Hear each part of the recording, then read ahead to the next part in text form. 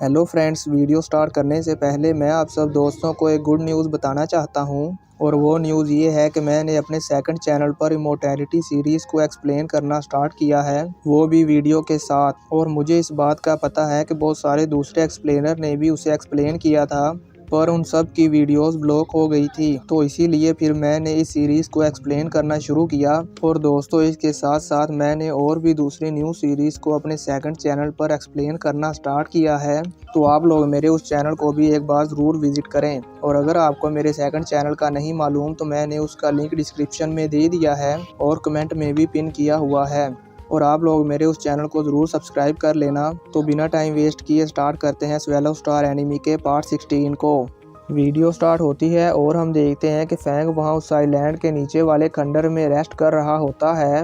और अब रेस्ट करने के बाद फैंग खड़ा होता है और सोचता है कि मुझे वापस चलकर देखना चाहिए कि वहां ऊपर क्या हो रहा है। तो अब फैंग उसी रास्ते से वापस जाने लगता है जिस रास्ते से वो आया था। तो जाते जाते वो अचानक से रुक जाता है और सोचता है कि मैं इसी रास्ते से वापस नहीं जा सकता, मुझे विलो ट्रीज के अटैक रेंज से बाहर जाना चाहिए। तो फैंग दोबारा से दूसरी तरफ टनल बनाकर वहां ऊपर जाने लगता है, तो उसे ऊपर हलचल फील होती है और वो रुक जाता है और कहता है ये तो ह्यूमन वॉइस है, ये ज़रूर लिया होगा। तो फिर फैंग अपनी माइंड पावर से स्कैन करके देखता है कि वो विलो ट्रीज ली याओ को पकड़ने की कोशिश कर रहे हैं। तो फैंग वहां से दूसरी साइड पर टनल बनाकर बाहर आ जाता है। अब व्यू चेंज होता है और हम ली याओ को देखते हैं, तो वो वैनिना को कॉल करता है। तो वैनिना परेशान होते हुए पूछती है, तुमने अभी मुझे कॉल क्यों की, क्या उस फैंग ने तुमको हर्ट किया है? तो ली याओ उसे कहता है, तुम फिक्र मत करो, उससे निपटने के लिए मैंने एक तरीका सोचा है और वो फैंग मुझे अभी तक नहीं मिला है, पर मुझे यहाँ पर बहुत कीमती सामान मिला है। तो वैनिना कहती है, वाह क्या लक है। तो ली याओ उसे बताता है कि मैं अभी फोग आइलैंड पर हूँ और मैं यहाँ पर अकेला ही हूँ और मुझे अभी अभी कुछ देर पहले 12 स्पिरिट प्लांट्स मिले हैं। तो वैनिना शौक होते हुए कहती है, क्या 12 प्लांट्स? तो ली याओ उसे कहता है, हाँ, और ये मिस्ट आइलैंड बहुत अजीब है, यहाँ पर कोई भी मॉन्स्टर नहीं है लेकिन स्पिरिट प्लांट बहुत सारे हैं। और बताता है, इस 1000 ईयर ओल्ड स्वेलो ट्री का दिल गॉड ऑफ वार पैलेस में बहुत ज़्यादा कीमती है। वहीं फैंग भी छुप छुप कर ली याओ की सारी बातें सुन रहा था और सोचता है स्पिरिट प्लांट। तो फिर फैंग अपनी कम्युनिकेशन वॉइस से उस विलो ट्री की इंफॉर्मेशन चेक करता है और ये देखकर हैरान हो जाता है कि 1000 ईयर ओल्ड विलो ट्री के दिल को यूज़ करने से हमारी फिजिकल स्ट्रेंथ ड्रैगन ब्लड से भी ज़्यादा इंक्रीज होती है। तो अब ली याओ वैनिना को बताता है कि मेरे सामने ये जो 3 ट्रीज हैं, ये 3 मीटर डायमीटर से भी ज़्यादा फैले हुए हैं। मुझे लगता है कि ये ज़रूर 10,000 ईयर से भी ज़्यादा ओल्ड विलो ट्रीज़ होंगे। और कहता है, अगर मैं इसके दिल को ले लेता हूँ तो फिर इसके इफ़ेक्ट से मैं ज़रूर ब्रेक थ्रू करूँगा और बियॉन्ड गॉड ऑफ वार बन जाऊँगा। तो ये सुनकर वैनिना सपने देखने लगती है और कहती है, 10,000 ईयर ओल्ड विलो ट्रीज़ का हार्ट, अगर तुम इन सब को ले लो तो फिर हमारा स्टेटस डेफिनेटली पूरे गॉड ऑफ वार सिस्टम को हिला के रख देगा। तो ली याओ वैनिना को कहता है, ये अफसोस की बात है कि मैं अकेले इनका सामना नहीं कर सकता, मुझे हेल्प की ज़रूरत होगी। तो वैनिना उससे कहती है, तुम्हारा ये कहने का मतलब है कि मैं इसके बारे में फैमिली को बताऊं?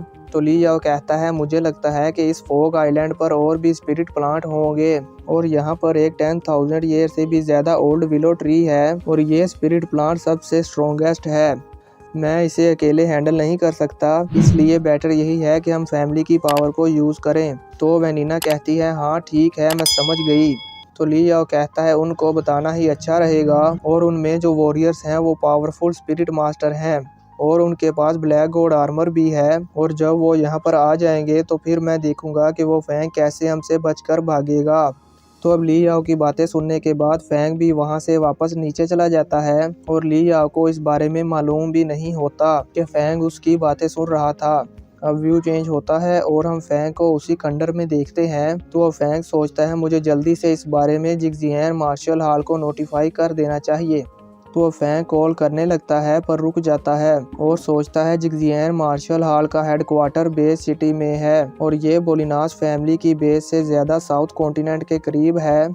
अगर मैं अभी उनको बता देता हूँ तो जिगजियान मार्शल हॉल के लोग डेफिनेटली पहले यहाँ पर आ जाएंगे और अगर जिगजियान मार्शल हॉल वाले पहले आ गए तो ली याओ यहाँ से चला जाएगा और फिर मुझे चांस नहीं मिलेगा उस क्रूर ली याओ को किल कर पाने का, और फ्यूचर में उसका सामना करने की अपॉर्चुनिटी को ढूंढ पाना बहुत मुश्किल होगा। और अगर मैं इसे अभी छोड़ देता हूँ तो हो सकता है कि वो मेरे फादर मदर हुआ और दूसरे दोस्तों के साथ कुछ गलत करे। इसलिए अभी मुझे 2 घंटों के लिए वेट करना चाहिए, और फिर 2 घंटों के बाद मैं जिगजियान मार्शल हॉल को बता दूंगा। और फिर जब जिगजियान मार्शल हॉल और बोलिनास फैमिली वाले दोनों एक दूसरे से फाइटिंग कर रहे होंगे तो फिर मुझे एक चांस मिल जाएगा उस ली याओ की प्रॉब्लम को कम्प्लीटली ख़त्म करने के लिए। अब व्यू चेंज होता है और हम बोलिनास फैमिली के हेड ऑफिस को देखते हैं, जहां पर वो एल्डर्स किसी के आने का वेट कर रहे होते हैं। तो अब थोड़ी देर बाद वहां पर 3 वॉरियर्स आ जाते हैं। तो वो वॉरियर कहता है, अंकल आपने मुझे मैसेज किया था और ये पहली बार है कि मैं अपने 2 बेस्ट फ्रेंड्स को अपने साथ लेकर आया हूँ। तो वो वॉरियर अपने दोनों फ्रेंड्स को उन एल्डर से इंट्रोड्यूस करवाता है और कहता है इसका नाम इवान है और इसे ब्लड शैडो के नाम से जाना जाता है और ये इस पूरे वर्ल्ड में बहुत ज़्यादा फेमस है। और फिर दूसरे वॉरियर का बताता है कि ये मेरा बेस्ट फ्रेंड है कि आइटा और इसे बियर कहते हैं। तो अब हमें सीनियर वॉरियर का नाम मालूम होता है और इसका नाम है कैटलैन। तो अब सीनियर एल्डर उन दोनों न्यू वॉरियर से कहता है आप दोनों को परेशान करने के लिए सॉरी। और फिर कैटलैन से कहते हैं क्या तुमको और लोगों की ज़रूरत है। तो कैटलैन कहता है क्लैन के लोगों की कोई ज़रूरत नहीं है, वो लोग सिर्फ हम पर बोझ बनेंगे। और कहता है इवन ली याओ भी मिस्ट आइलैंड पर है और उसके पास इतनी पावर नहीं है कि वो स्पिरिट प्लांट से निपट सके। और अगर इस बात से अंदाज़ा लगाया जाए तो इसका मतलब ये है कि वहाँ पर डेंजर लेवल बहुत ज़्यादा है। और जो गॉड ऑफ वार हमारी फैमिली को सपोर्ट करते हैं और हमारे अपने क्लैन में जो गॉड ऑफ वार हैं उनमें से कोई भी वहाँ जाने के लिए एलिजिबल नहीं है।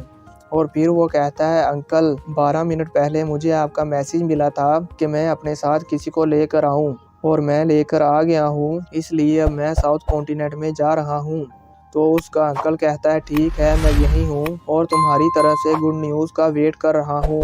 तो अब उन वॉरियर्स के चले जाने के बाद वो दूसरे एल्डर्स कहते हैं कैटलैन सिर्फ अपने 2 बेस्ट फ्रेंड्स को अपने साथ लेकर गया है और हम ये भी नहीं जानते कि मिस्ट आइलैंड पर उनको कितने स्पिरिट प्लांट्स मिले हैं। तो दूसरा एल्डर बोलता है मुझे डर है कि कैटलैन इस वक्त लालच में अंधा हो रहा है।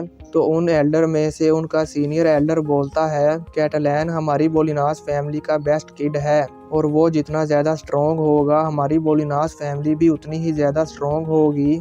और कैटलैन को डेमन ऑफ इल्यूशन भी कहा जाता है और वो एक पावरफुल प्रैक्टिशनर है जिसके लिए जिगजियान और लियाइडियन मार्शल हॉल में फाइट हो गई थी।